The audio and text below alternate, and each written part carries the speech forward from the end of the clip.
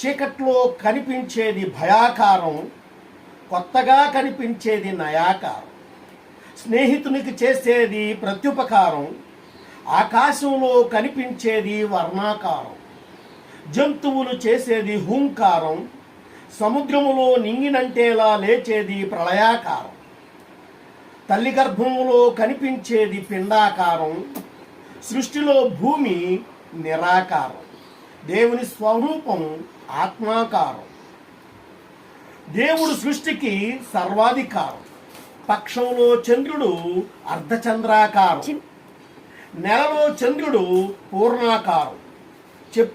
చెప్పిన మాట వినడం అంగీకారం. ఈ కారాలు మీ అందరికీ నచ్చుతున్నాయని నేను ఆశపడుతున్నాను.